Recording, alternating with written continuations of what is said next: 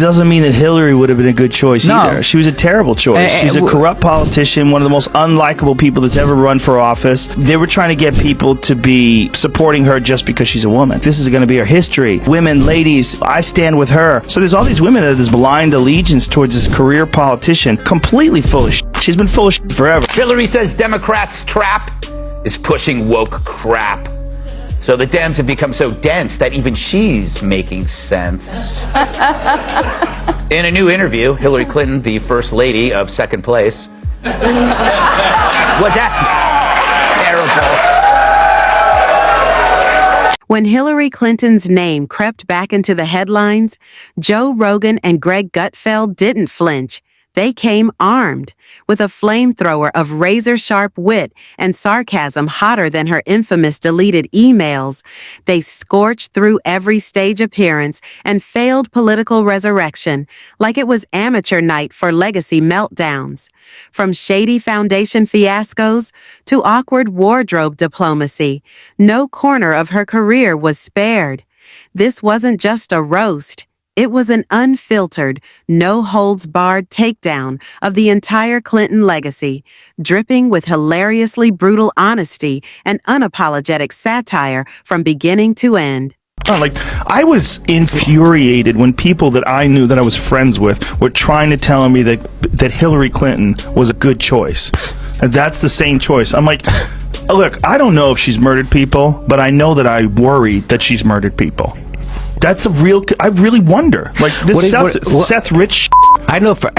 First of all, just leave. You don't even need to go there. You know, there's so many other things. There's so many other things that we know for a fact. The Clinton Foundation, for instance. You look at Hillary. She uses the phrase. What was it? I wrote it down here. Handmaiden to the patriarchy, which I think she means she's bashing Monica Lewinsky. I'm not sure, but this only is appealing to an ever shrinking circle of feminist women, the same who bow to the altar of trans men and keep silent when real women are victimized by really bad men.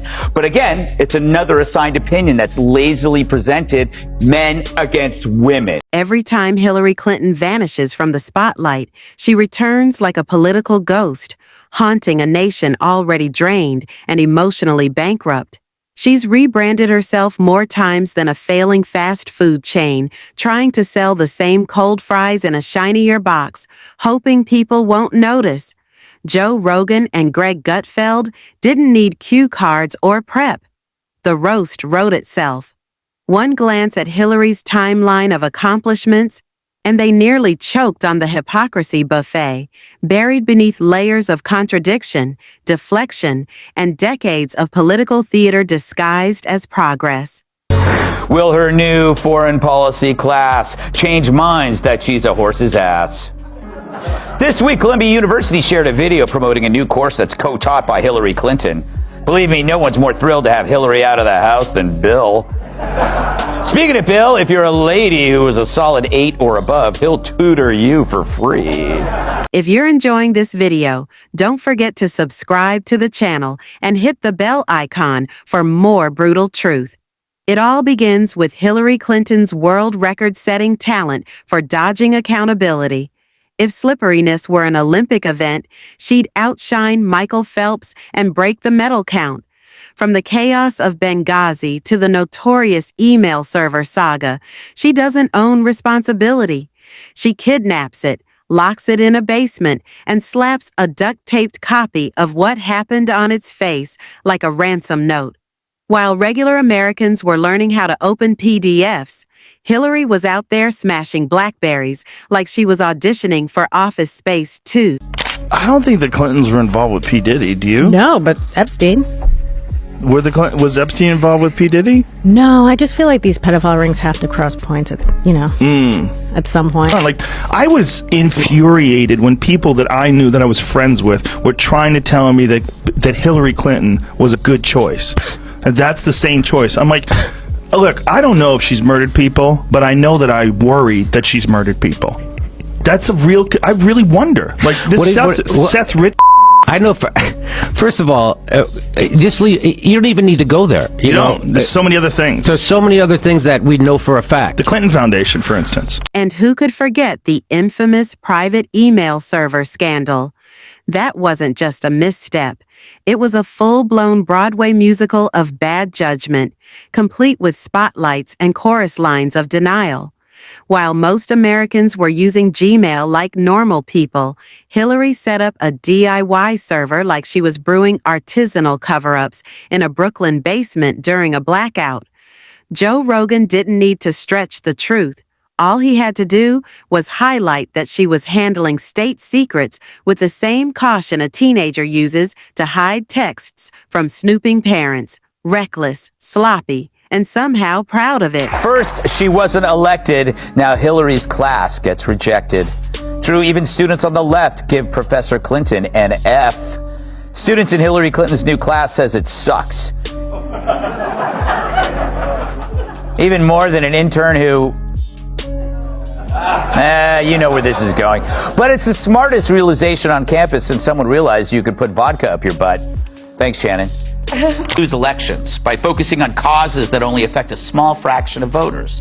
Funny, asking Hillary how to win elections is like asking France how to win wars. But she seemed to admit the interview was right, chasing woke issues, noting, quote, "Look, the most important thing is to win the next election. The alternative is so frightening that whatever does not help you win should not be a Greg Gutfeld jumped in like a snarky wrecking ball, openly questioning how someone could operate at the highest levels of government while behaving like a tech-challenged teenager, frantically deleting their browser history before mom gets home. The audacity of wiping 30,000 emails, then brushing it off with the casualness of someone who just accidentally reset their Netflix recommendations is almost impressive. That level of bold, unapologetic shamelessness doesn't just raise eyebrows. It deserves its own wing in a museum dedicated to political scandals, denial, and digital destruction at its finest. If you watch the conversation between James Comey... 110 emails in 52 email chains have been determined by the owning agency to contain classified information. When James Comey testified about what he did and what they found with the Hillary Clinton emails, and then her version of it... I did not email any classified material to anyone. There is no classified material. She's just a straight liar. She deleted 33,000 emails. I provided all my emails that could possibly be work-related.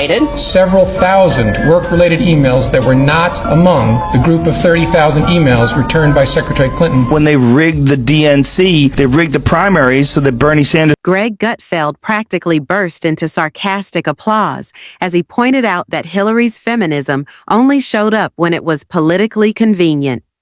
The rest of the time, it was sealed away in a climate-controlled vault right next to those infamous deleted emails. Then came 2016, the year Hillary Clinton lost to a real estate tycoon with a Twitter addiction and a knack for chaos. That loss wasn't just a political misstep. It was a cosmic punchline delivered at her expense. Joe Rogan compared it to someone training their entire life for a marathon, only to get outpaced by a guy in flip-flops, screaming into a megaphone while juggling hot dogs. Hillary had the full support of the DNC, legacy media, Hollywood elites, and Wall Street money, yet still managed to get steamrolled by the electoral version of a clown car. Her campaign felt more like a TED Talk wrapped in a funeral speech, sterile, uninspired, and allergic to energy. She entered rallies like she was high-fiving ghosts and delivering slogans that sounded like expired insurance ads. But now, let's get into the real meat, the Clinton Foundation, where things really start to smell cooked.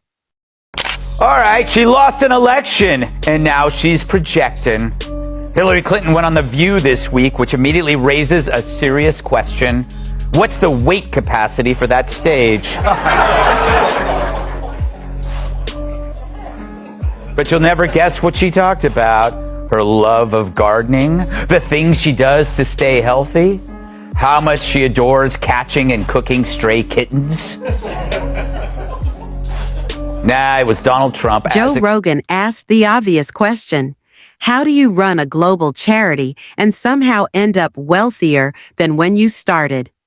The Clinton Foundation was supposedly for humanitarian good, but the only thing truly affected was the increase in private jets landing in countries that mysteriously needed political favors shortly after. Greg Gutfeld joked that if you donated to the Clinton Foundation, your money likely bought another fog machine to maintain the illusion of benevolence and staged compassion. And then there's Hillary's media presence, a nonstop masterclass in awkward relatability. The infamous hot sauce in my bag moment will forever be remembered as one of the most desperate cultural panders since your uncle tried to dab at Thanksgiving in front of confused children. Greg didn't hold back, roasting her monotone delivery as the only FDA-approved cure for insomnia that doesn't require a prescription. Hillary could discuss nuclear annihilation and still sound like she's giving a TEDx talk on spreadsheet formulas. Every time she attempted emotion, it came across like a malfunctioning GPS struggling to reroute through the dead-end alley of forced empathy and political theater. The Hillary Clintons are the people that are like maybe disrespectful to the servers and you find out about it, they sent food back. The Democrat wall of support for Hillary Clinton's use of a private, unsecure server for official government emails and attachments. Yeah, I remember all of that. It's not the main guy, it's the support staff. Her party rallied to her defense. And to this day, it maintains she did nothing wrong. Let's not overlook her foreign policy resume. Joe Rogan pointed out that Hillary's arse button with Russia was so ineffective, it might as well have been labeled snooze. Every diplomatic effort she spearheaded felt like a poorly written sequel to a disastrous franchise. Lots of buildup, no payoff, and explosions happening in all the wrong places.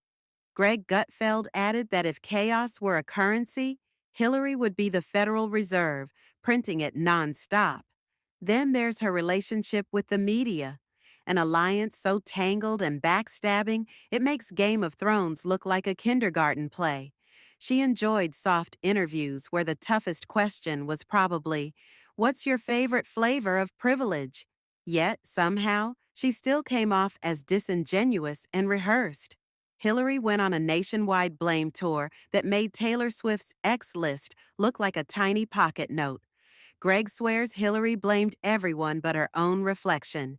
The voters were stupid, the media sexist, the Electoral College unfair. The only thing she didn't blame was Mercury being in retrograde during the election chaos.